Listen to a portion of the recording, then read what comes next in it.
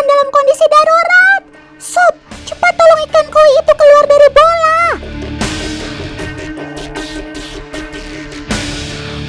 Sundulan yang bagus, kawan. Jangan biarkan ikan-ikan kecil itu terkungkung di dalam sana. Otan yakin kamu pasti bisa.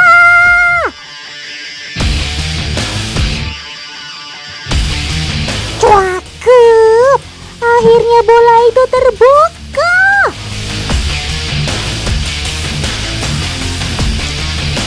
What? Loh. Kenapa mulut kamu juga ikutan terbuka dan makan ikan itu, Sob?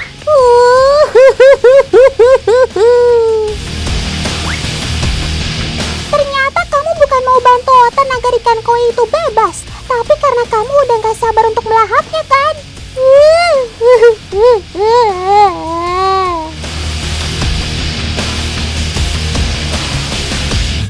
Wah, ada agen di balik akuarium. Alias, ini dia nih pelaku utamanya. Agen Otan satu ini memang sengaja nih teman, mau kasih makan ikan predator kesayangannya. Sekalian mau buktiin ke Otan dan teman di rumah kalau ikan satu ini sangat tanggap pada benda bergerak. Makanya si kakak cantik mengisi bola dengan makanan favoritnya Pibas. Yuk coba kita lihat sekali lagi kegarangan sobat Otan saat memburu mangsanya. Lihat teman, saat bola mulai tenggelam, semua mata si pemangsa itu tertuju pada ikan koi yang terperangkap dalam bola. Nggak pakai jaim, Pibas langsung menyambar bola tersebut. Ikan pemangsa satu ini memang terkenal ganas terhadap benda asing. Ia akan terus mengejar benda tersebut. Penglihatannya memang cukup oke saat melihat mangsa. Pasti bakal dipepet terus sampai dapat. Nah kan, gak butuh waktu lama, ikan kecil itu sudah selamat masuk perut Pibas.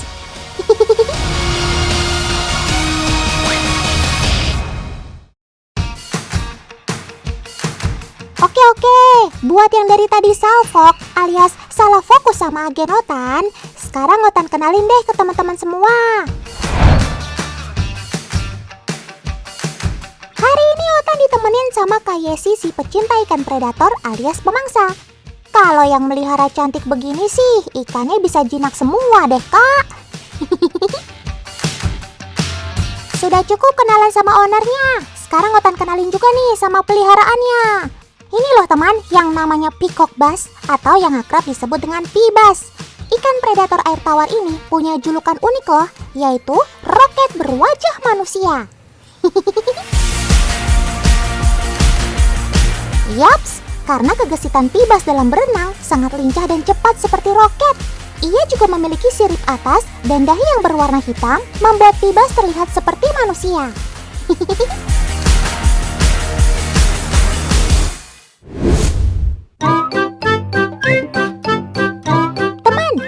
Bass berasal dari perairan benua Amerika, tepatnya menyebar di sungai Amazon, lalu ke Brazil, Kolombia, Guyana, dan menyeberang hingga ke Peru, Ekuador, dan Asia seperti Singapura dan Indonesia. Sebagai salah satu ikan hias terbesar dari famili Cichlidae, Pibas terdiri dari 15 jenis ikan dengan karakter yang berbeda-beda teman.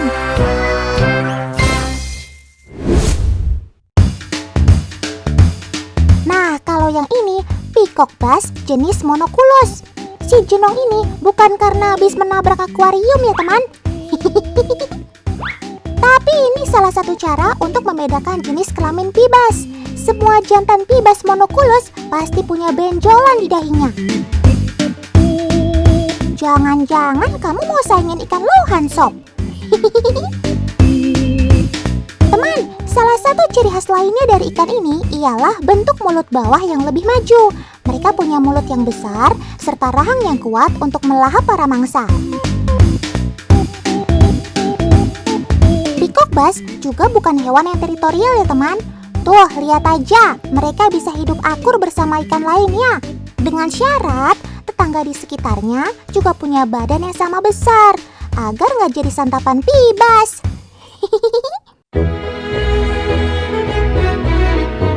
Oh iya teman, ikan hias air tawar ini juga punya penglihatan yang baik loh. Meski hidup dalam air, tapi Pibas jago banget berburu makanan. Ia cenderung mengejar mangsa daripada menunggu makanannya datang. Daya tarik ikan hias ini juga terletak pada warna tubuhnya loh. Gradasi warna kuning dan orange menyelimuti tubuh bagian bawah hingga ke sirip. Dan yang bikin nilai jual Pibas semakin tinggi di pasaran terletak pada corak hitam vertikal pada tubuhnya. Tapi tahukah teman, kalau warna corak sobat totan ini bisa dipengaruhi oleh background akuarium atau warna di sekitarnya?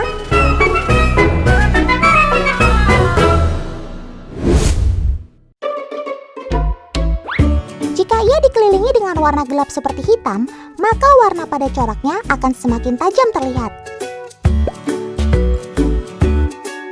Lihat teman, ini peacock bass yang sama. Sudah Otan pindahkan ke dalam akuarium background putih. Wow, hanya butuh waktu 1 malam aja loh corak sobat totan ini jadi lebih pudar. Cakep. Tuh, makin jelas kan perbedaannya? Semakin lama ia berada pada warna terang, coraknya juga bisa semakin pudar. Selain faktor latar belakang, tanda pada Pibas dipengaruhi juga oleh kualitas air, makanan, dan faktor genetik. Semakin tegas warna dan bentuk corak, maka semakin mahal nilai dari seekor peacock bass. Mantep!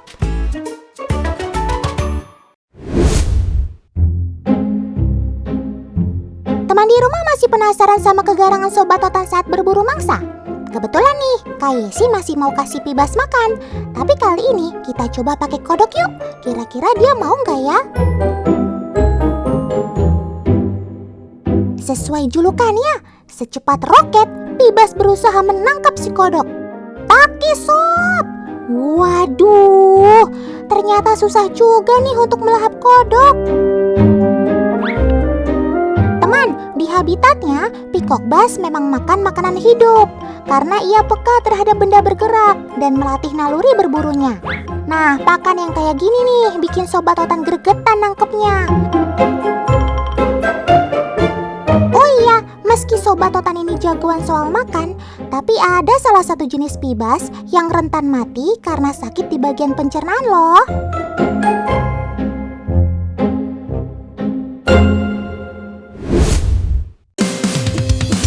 Dari tadi Otan sudah ngejelasin soal kegesitan peacock bass dalam berburu makanan. Ia juga terkenal sebagai ikan predator air tawar yang rakus. Tapi nggak afdol kalau Otan nggak kasih tunjuk perbandingan dengan ikan predator yang lain. Masih dibantu sama Kak Yesi nih. Pembuktian kali ini dengan memberi umpan sebanyak 10 ekor ikan kecil. Kira-kira kelompok peacock bass yang berjumlah 5 ekor dapat menghabiskan makanan dalam waktu berapa menit ya? Sudah siap semuanya? Mari kosongkan lambung untuk menyantap hidangan all you can eat dari Otan. Itadakimasu guys.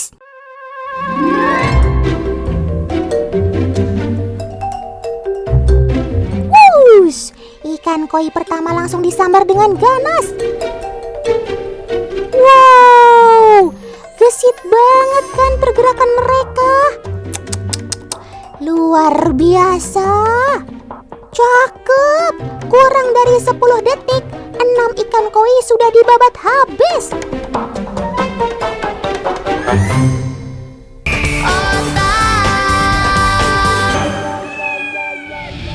Black. Si Black, siapa tuh? Otan jadi penasaran, Paman panggil-panggil siapa sih? Oh, rupanya kamu yang namanya si Black. Wah, hebat. Kamu mendarat cantik tepat di tangan.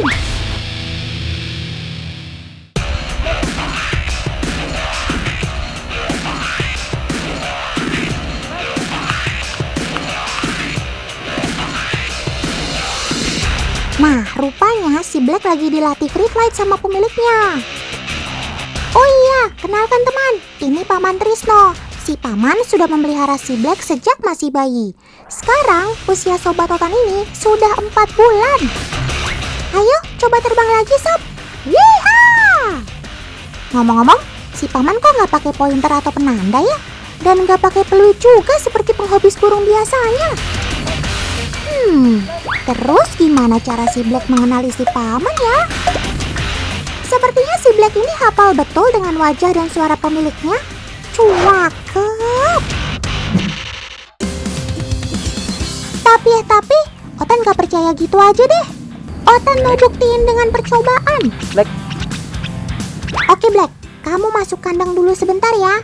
Otan mau merubah penampilan paman dulu. Ayo paman, saatnya berubah. Kacamata, rambut palsu warna-warni, dan baju piyama. Wow, sungguh penyamaran yang sempurna. Nah, apakah si Black masih mengenali pemiliknya? Mari kita buktikan teman-teman. Pintu kandang sudah dibuka. Lalu si paman akan memanggil si Black.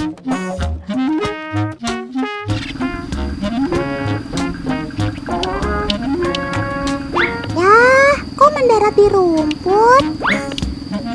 Ayo, sepertinya si Black kebingungan tuh. Kamu jangan bercanda deh Sob. Apa kamu benar-benar tidak mengenali si paman lagi ya Sob? Coba perhatikan lagi baik-baik Black. Kok malah tambah bingung ya? Black. Ya sudah, sekarang paman Black. coba buka penyamarannya. Black. Nah, betul kan si Black langsung mengenali si paman? Terbukti ya teman, kalau ternyata si Black ini sangat hafal wajah-wajah dan suara pemiliknya. Wah, Black. kamu Black. memang burung yang cerdas Sob. Cakep.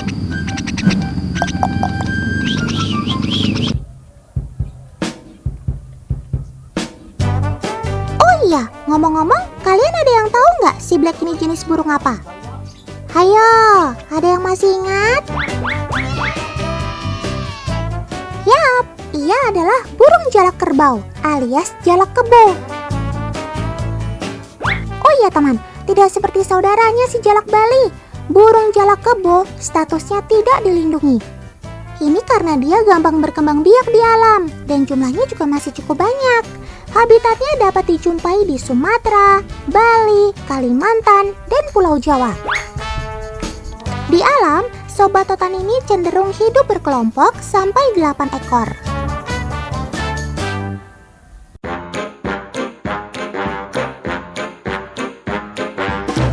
Disebut jalak kebo karena sobat totan ini punya hubungan yang baik dengan kerbau. Jalak punya paruh yang kuat, tajam, dan berbentuk lurus. Jadi, sangat pas untuk mencari kutu yang menempel di badan kerbau. Dengan begitu, badan kerbau terhindar dari kutu dan jalak dapat makanan gratis. Sungguh kerjasama yang saling menguntungkan ya teman, alias simbiosis mutualisme.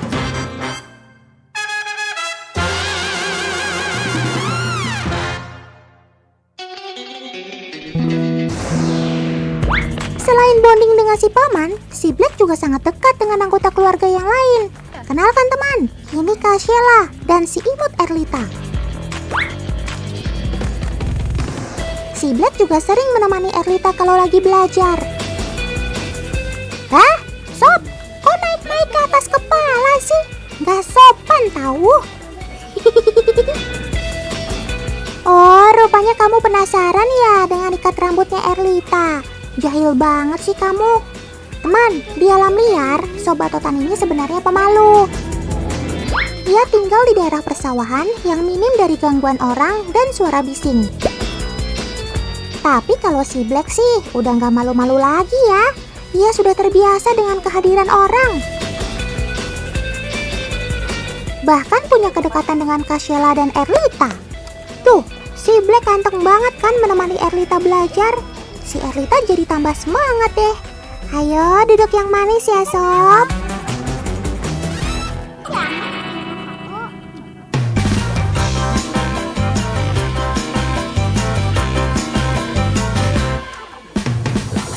Cie, lapar Sob. Kamu doyan juga makan camilan ya? Nah teman, selain bermain di luar, si Black ini juga bebas bermain di dalam rumah loh. Yang pasti, si Black gak pernah jauh-jauh dari orang rumah. Ia selalu ingin bermain dan dimanja. Kalau di rumah, si Black suka jahil, ambilin camilan dari toples.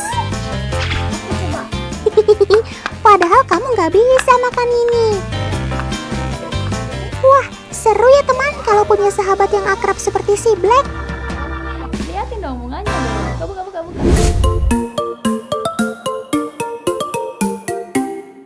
Hei, apa yang kalian lakukan? Ya ampun, ini kan taman main anak-anak, bukan taman main hewan. Ya, karena tubuh kamu kecil seperti anak-anak, jadi Otan maklumin deh. Kenalkan teman, ini sobat Otan, namanya Usop alias Musang Biul. Dan ini sohibnya dari kecil, si Jimbe berang-berang. Kalau udah berdua, nempel terus kayak perangko. Otan mah jadi kotak posnya aja deh.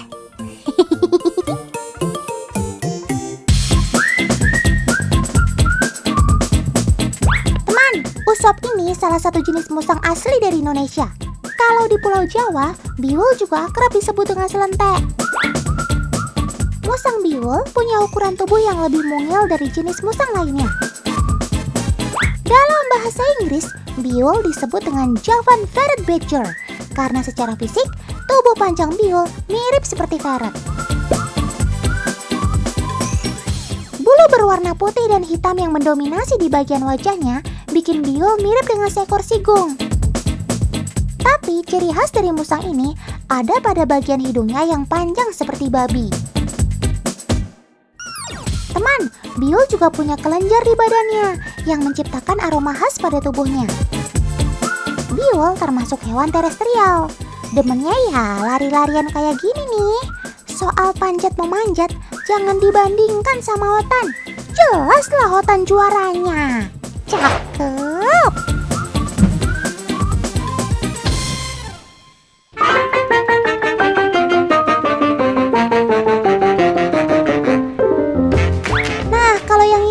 Otan nyerah deh. Urusan gali-menggali, udah pasti Biul yang menang.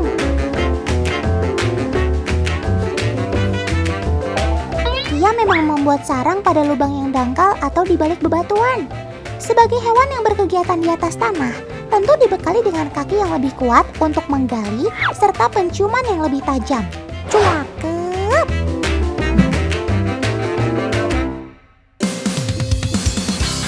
Oke, Otan gak bakal asbun alias asal bunyi deh. Kita buktiin aja sama-sama soal kemampuan Usop si Biul. Agen Otan udah siap lakukan nih. Kak Ayah akan menyembunyikan ikan lele ke dalam galian tanah. Udah siap sob? Mainkan!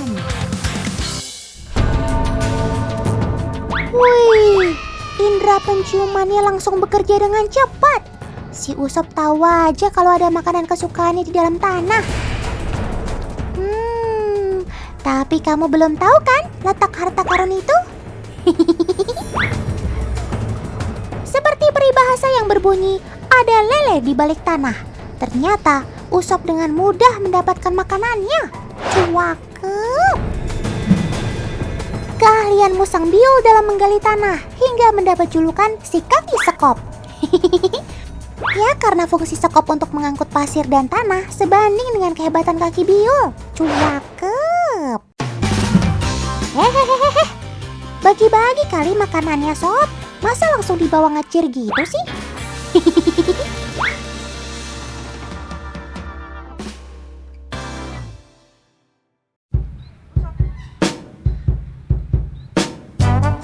Ayo, mau kemana kamu sob? Kamu pasti lagi cari jalan keluar dari tengah kolam ini ya? Tidak semudah itu, sob. Tuh kan, si lincah Usop kebingungan pas lihat air. Padahal kan Otan udah kasih jembatan kecil agar kamu bisa menyeberangi kolam. Cakep. Akhirnya Usop sadar dengan jembatan kecil ini. Tapi dia masih ragu untuk melewatinya. Padahal dibandingkan dengan musang yang lain, Biul punya kecerdasan yang lebih tinggi loh. Seperti yang teman lihat sekarang. Ia sedang membaca kondisi sekitar sebelum bertindak. Ya, cakep. Kayaknya Usop mulai yakin nih kalau jembatan ini bisa membebaskan dia. Ayo Sob, semangat! Ayo Sob, perjuanganmu sedikit lagi. Ya ampun, pakai acara kepleset segala. Ya, ambruk. Akhirnya Usop bisa sampai ke seberang dengan berenang, teman.